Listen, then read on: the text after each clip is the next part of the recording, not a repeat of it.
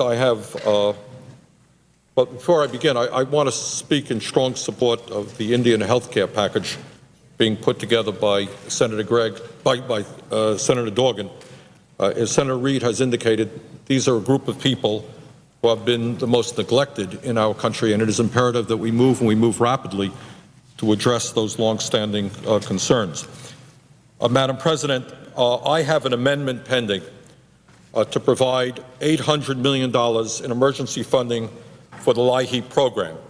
And the reason that I'm offering this amendment is very simple and I think obvious to all, and that is that at a time when home heating fuel is skyrocketing, millions of senior citizens on fixed incomes, millions of low-income families with kids, and persons with disabilities are desperately trying to keep their homes warm this winter. And without this additional source of immediate funding, there is, in fact, a major risk that old people, lower-income people all over America will go cold in America right now. In the richest country on the face of the earth, we have a moral responsibility not to allow this to happen. Over the past week, as I think everybody throughout this country knows, in many parts of America, temperatures have been going well below zero. In my own state of Vermont, in Lincoln, Vermont, it was 21 below zero. Nome, Alaska, the high temperature was 15 below zero. Grand Forks, North Dakota, 12 below zero. Eureka, South Dakota, 3 below zero, and on and on and on and on, all across this country. Temperatures are getting very, very cold. Cost of home heating oil outrageously high. LIHEAP fundings being depleted. People unable to afford to keep their homes warm. That, in a nutshell, is what we are discussing right now. Madam President, the amendment that I am bringing forth has been endorsed by many, many organizations, many members of the Senate. Some of the endorsees include the National Governors Association, the AARP, the National Conference of State Legislatures, and many other groups. And let me very briefly excerpt from a letter that I received from the National Governors Association in support of this amendment, and this is what they say, and I quote, "Additional funding distributed equitably under this amendment will support critically needed heating and cooling assistance to millions of our most vulnerable, including the elderly, disabled, and families that often have to choose between paying their heating or cooling bills and food, medicine, and other essential needs." That's the National Governors Association. And the AARP also has come out in support of this amendment, indicating that some of the most significant victims of what happens when it becomes cold are senior citizens who suffer from hypothermia. And they are very much in support of this amendment, and we thank them for their support. Madam President, this bipartisan amendment is also co-sponsored by many of my colleagues, some 20 of them, including Senators Clinton, Obama, Snowe, Collins, Leahy, Sununu, Kennedy, Gordon Smith, Coleman, Kerry, Stabenow, Schumer, Lautenberg, Lincoln, Klobuchar, Murray, Cantwell, Menendez, Durbin, and Whitehouse, and I thank them for their support. Madam President, yesterday Senator Gregg offered a second-degree amendment to my amendment. In my view, Senator Gregg's amendment is a poison pill which, if passed, would either kill or slow down all of our efforts to increase emergency funding for LIHEAP. The Gregg amendment would pay for the $800 million increase in LIHEAP by cutting overall discretionary non-defense spending by about 0.2%. I'm opposed to the Gregg amendment for a number of reasons. First, it is an extremely irresponsible way to do budgeting. In my view, there are some agencies that need to be cut a lot more than 0.2%. There are, in fact, programs and agencies that need significantly more funding. Just an across-the-board cut, regardless of the needs of that program or agency, is absolutely irresponsible. Second of all, Senator Gregg excludes from his cuts the department that receives over half the discretionary funding, and that is the Department of Defense. And if Senator Gregg thinks that all of the $500+ billion that goes to the Department of Defense is all well spent and well accounted for, he is very well mistaken. You cannot exclude the largest source of discretionary funding from an examination. In the real world, what would be the impact of Senator Gregg's amendment if it were to pass? Well, I know that 0.2% may not seem like a lot of money at first blush. Let's take a look at what this cut would mean. This is what it would mean. It would mean a $54 million cut for veterans' medical care, and overall veterans funding would be reduced by $86 million. I don't think that that is something any member of this Senate wants to do. While we're trying to fight and come up for understanding of various cancers, Alzheimer's disease, Parkinson's disease, the National Institute of Health would be cut by over $58 million from Senator Gregg's amendment. The Gregg amendment would cut special education by $22 million all over this country. People are paying higher and higher property taxes because this Congress for many years has not kept the promise it made to the American people by adequately funding special education. The Gregg amendment would cut funding for special ed by some $22 million. Head Start would be cut by $14 million. We are grossly underfunding Head Start right now. We have a major early education crisis from one end of America to the other. This would only make that problem even worse. The Gregg amendment would cut community health centers by over $4 million at a time when 47 million Americans have no health insurance, creating a process by which even fewer Americans can access primary health care. Homeland Security would receive a cut of $70 million. Education would be cut by over $100 million. Now, I certainly share Senator Gregg's concerns about the national debt, and I'm looking forward to working with him and other members of the Budget Committee to discuss how we should reduce our $9.2 trillion national debt, which has increased by $3 trillion under President Bush. It is a real issue. It's an issue that we have got to get a handle on. But I would suggest that maybe we will discuss in the Budget Committee the absurdity of trying to eliminate the estate tax, which would add $1 trillion to our national debt over 20 years by giving tax breaks exclusively to the wealthiest 0.3%. We're debating here whether or not we should help senior citizens who are going cold this winter, but there are many, including the president, who say, oh, no problem, $1 trillion in tax relief for the wealthiest 0.3%. We should be discussing why we are providing other tax breaks to some of the wealthiest people in this country. Perhaps we can discuss the appropriateness of spending $12 billion a month on the war in Iraq, with most of that sum being budgeted at emergency spending. It's not an emergency. We know what is going on, and yet we're not prepared to pay for the war. We're leaving that cost to our kids and our grandchildren. That's an emergency spending. We can pass that, $12 billion a month, but there are those who balk at spending $800 million on a real emergency, and that is keeping senior citizens and families all over America warm this winter. Madam President, providing a mere $800 million for LIHEAP would primarily benefit senior citizens, families with children, and people with disabilities earning between $10,000 and $15,000 a year.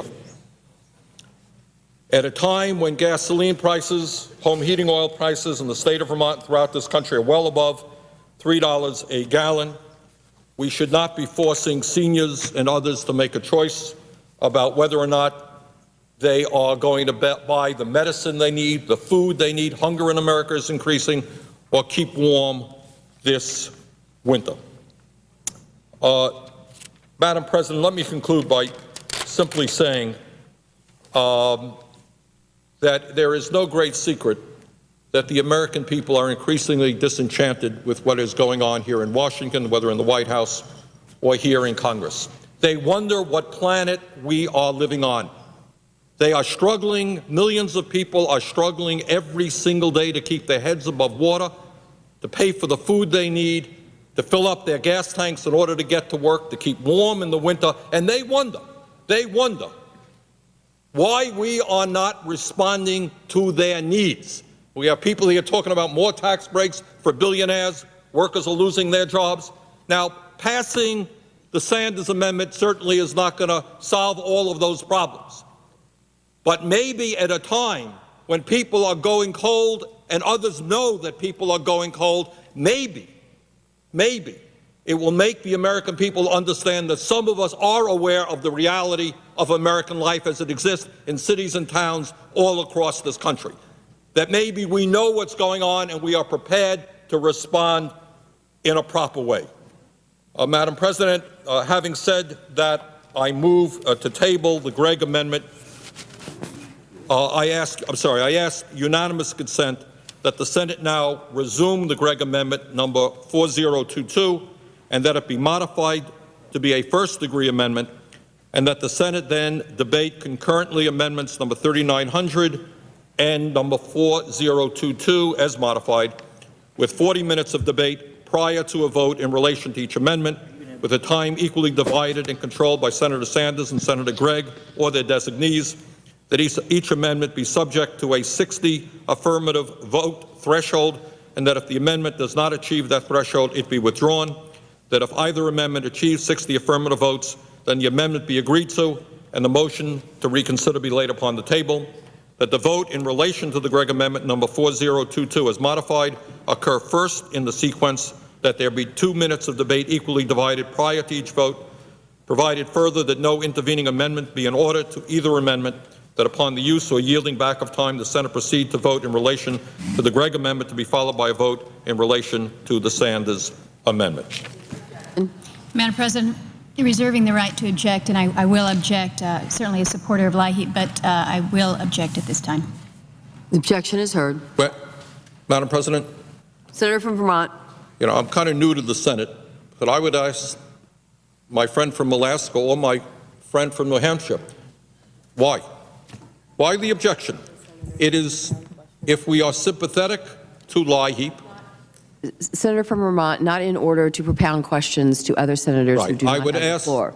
I would ask, Madam President, I just wonder why it would be that when we face a dire crisis all across this country, that we cannot move forward vigorously in providing relief to seniors and to low-income people who need this help.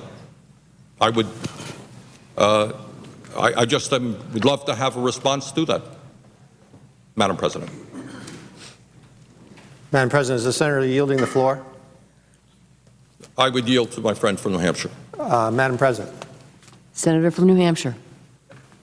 Obviously, I have an amendment which is caught up in this effort. I would hope that we could vote on it. I think it's the right approach, that we fund LIHEAP, but that we also pay for that funding so we not pass the bill for LIHEAP on to our children, so that we not put ourselves in a position where we're paying today's energy bills with our children's dollars 10 years from now, plus interest. But I understand, having heard the majority leader come to the floor earlier and say that he did not want this bill filibustered or slowed down, that this is sort of part of an exercise by the leaders of this bill, on this bill, because this is the Indian Health Bill, to try to, I guess, clear the table so that amendments which aren't directly relevant to Indian health do not end up slowing this bill down. I think I don't think this decision can be laid at the feet of either party. It appears it's a joint decision by the leadership of the Committee of Jurisdiction on Indian Health. And that's why this amendment, I understand, this proposal which Senator Sanders has laid out, which I'm perfectly amenable to and I would actually support, the unanimous consent that he propounded, it has been objected to. I understand there's an amendment from our side dealing with the fact that the city of Berkeley has said that the Marines there are unwelcome and has offered protesters a free parking site in front of the Marine recruiting headquarters with a megaphone to yell at the Marines, men and women who've served us in war in Iraq, that amendment which would have, that proposal which would have basically laid out the objection of the Senate to that despicable act by the City Council of Berkeley relative to the treatment of our Marines is also not going to probably be offered, because there's an attempt to move this bill forward. And that I guess I appreciate the fact that the Indian Health Bill is a good, I don't know if it's a good bill, I don't know enough about it, but it appears to be supported by both sides here, and they want to move it forward. It's unfortunate that the LIHEAP issue, which I think should be addressed in the context that I'm proposing, which is that it be paid for, I won't be able to at this time, but I understand the situation and I understand why it's happening. But I don't think it can be laid at the feet of either party. Well, reclaiming my time, to the best of my knowledge, I heard the objection coming from the Republican side, not the Democratic side. Well, Madam President, if I may seek the floor, I think it's pretty obvious what's happening here, and I want the record to show that prior to the objection being made, it's not my fight, but as a practical matter, that the majority leader came to the floor and castigated the fact that the bill was being slowed down by amendments, one of which would be the LIHEAP amendment, for sure. Claiming my time, it is absolutely not my intention, as I indicated to Senator Dorgan, to slow this down. That's an important legislation. We want it passed. I would limit the time to 20 minutes, to 10 minutes. I think most people here know what the issue is. I'd like an up and down vote, and let's move on to Indian health. Madam President, if the senator is going to allow the bill to be open to LIHEAP, then I presume it should be open to all extraneous amendments, and I suspect the senator from North Carolina, whose amendment relative to the city of Berkeley is an extraneous amendment, but one that is worth debating, should be discussed.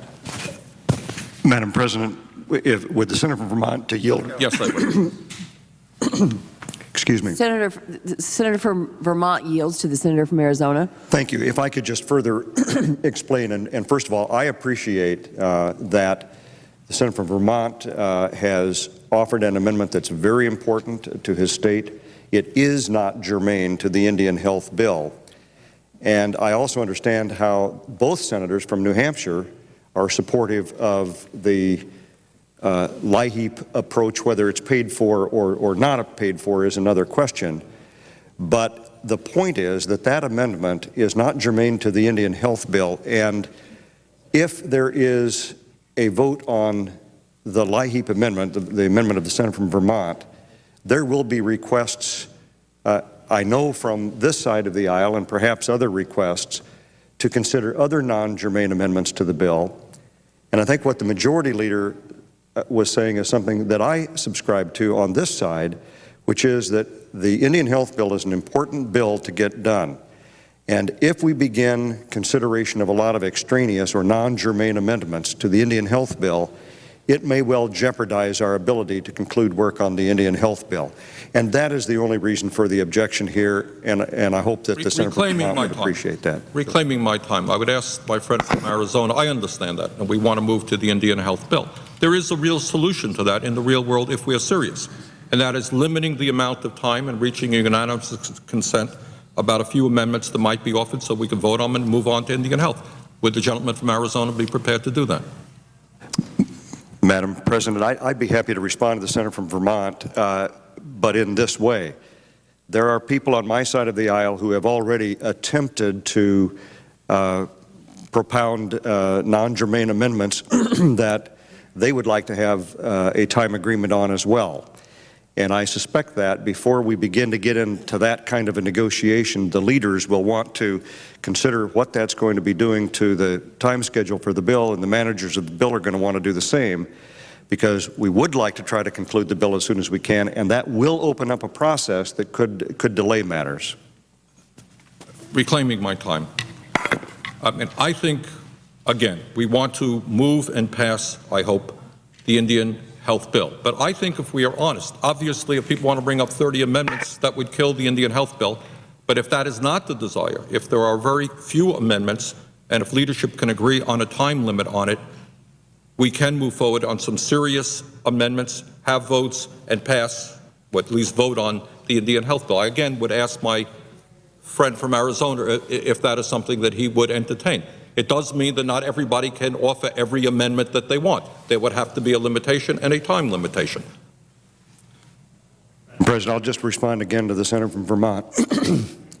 There are non-germane amendments, at least one of which has already been brought up here, that I doubt that the leaders and certainly the managers of the bill would like to see embroiled into the Indian health care debate.